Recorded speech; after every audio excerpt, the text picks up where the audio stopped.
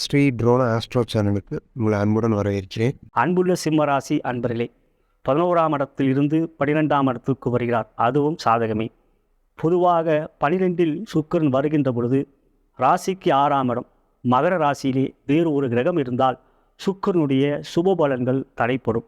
ஆனால் சுக்கிரன் 12க்கு வரும்பொழுது 6ஆம் இடத்தில் சந்திரனை தவிர்த்து வேறு எந்த கோளும் இல்லை.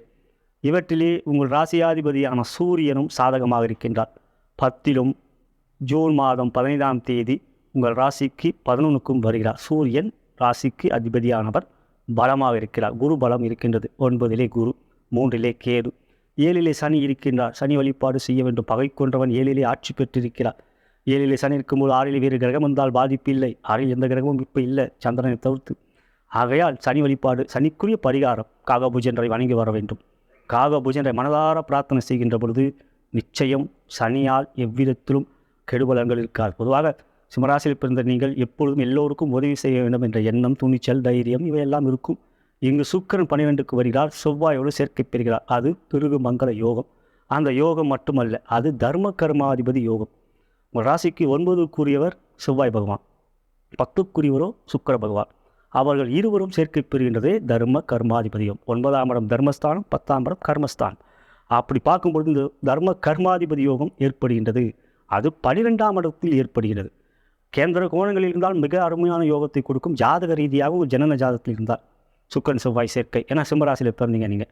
அப்படி பார்க்கும் பொழுது இங்கு செவ்வாயும் சுக்கிரன் சேர்க்கை பெறுகின்ற அமைப்பு உங்களுக்கு தர்ம கர்மாதிபதி யோகத்தை கொடுப்பதனால் தொழில் வியாபாரத்தில் நல்ல லாபங்கள் இருக்கும்.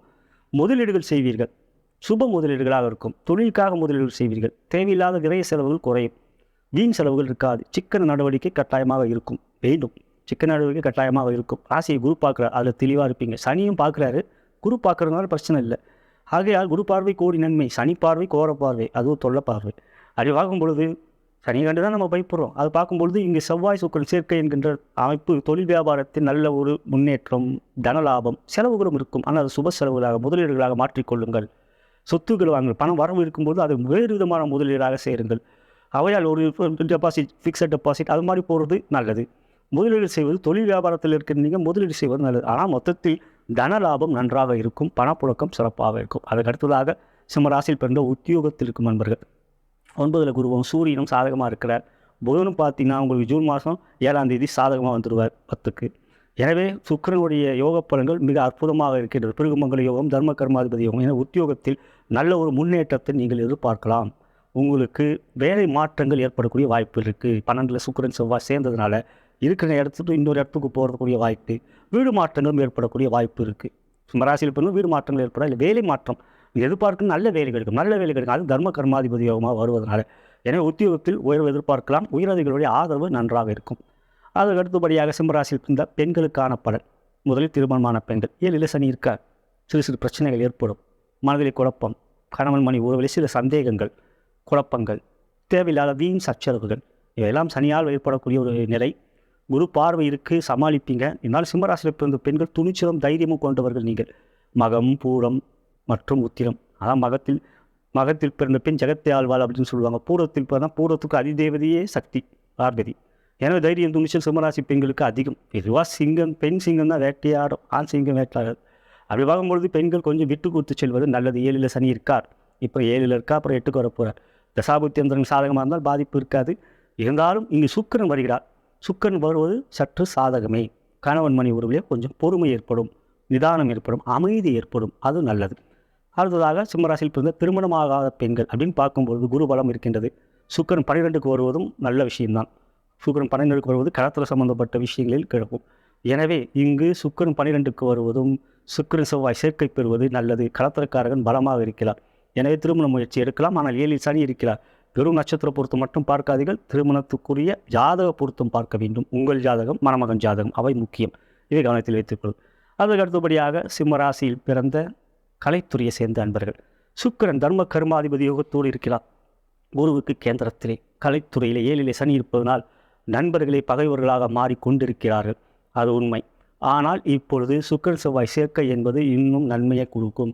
புதிய முயற்சிகள் எடுக்கலாம். மற்றவர்களை நம்பாதீர்கள். நீங்களே எந்த ஒரு செயலும் கவனத்தை செலுத்துங்கள். நண்பர்கள் இப்பொழுது பகைவர்களாக இருப்பார்கள். ஆனாலும் உங்களுக்கு வாய்ப்புகள் கிடைக்கும். அந்த வாய்ப்புகளை பயன்படுத்தி கொள்வீர்கள். அதுக்கு அடுத்தபடியாக சிம்ம ராசியில் பிறந்த அரசியல் துறையை சேர்ந்த நண்பர்கள். உங்களை பொறுத்த வரைக்கும் இப்போ நன்மை 7 சனி இருக்கார். ஒரு முறை திருநாள் சென்றுட்டு வந்துடுங்க. சனிக்கிழமை விரதம் இருங்க. சனிக்கிழமை விரதம் இருக்க முடியாத வயசானவங்க தான் தானே சனிக்கிழமை அசைவ உணவை உண்ணாதீர்கள் மற்றும் நல்லெண்ணெயை தேய்த்து குளியுங்கள். அது ரொம்ப நல்லது. சனி பகவானுக்குரிய அதுதான் நல்லெண்ணெய். ஆகவே நல்லெண்ணெய் தேய்த்து குளிப்பது, எண்ணெய் ஸ்தானம் செய்வது நல்லது. அரசியலை பொறுத்தவரை சூரியன் சாதகமாக இருக்கிறார். சுக்கிரனால் நன்மையும் யோகமும் இருக்கின்றது. தர்ம கர்மாதிபதி யோகம். ஆகையால் புதிய பதவிகள் எதிர்பார்த்து கொண்டு கொஞ்சம் தடைகள் இருக்கும். ஆனால் அவற்றெல்லாம் சிம்மராசி சாதிக்கு வெற்றி பெறும். ஆகையால் இங்கு சிம்மராசியில் அதாவது அரசியல் இருக்கின்ற அன்பர்களுக்கு வெற்றிகள் இருக்கிறது. இறுதியாக சிம்மராசியில் பிறந்த மாணவ கண்மணிகள். மாணவ கண்மணிகளே புதன் இப்போ சாதகமாக இருக்கார். குருவோடு சேர்றார். அதுக்கப்புறம் குருவோடு சேர்ந்திருக்கார். அதுக்கப்புறம் 10க்கு வருவார்.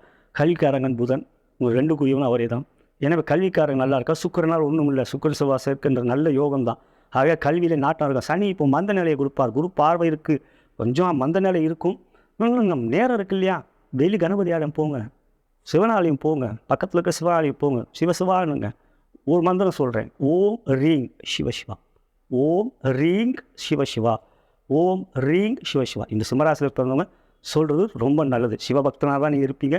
அந்த மந்திரத்தை தினந்தோறும் உச்சரியுங்கள். அமைதியாக கோயிலில் போய் உட்காந்து கடவுளை நினைத்து சிவனை நினைத்து நேசித்து அந்த மந்திரத்தை சொல்லுங்கள். கல்வியிலே முன்னேற்றம் கிடைக்கும். ஸ்ரீ ட்ரோனா ஆஸ்ட்ரோ சேனலை சப்ஸ்கிரைப் பண்ணுங்கள். இந்த வீடியோவை லைக் பண்ணுங்கள், கமெண்ட் பண்ணுங்கள். உங்களோட ஃப்ரெண்ட்ஸ் கூடயும் ஷேர் பண்ணுங்கள். அவங்களும் பயனடைவாங்க. நன்றி, வணக்கம்.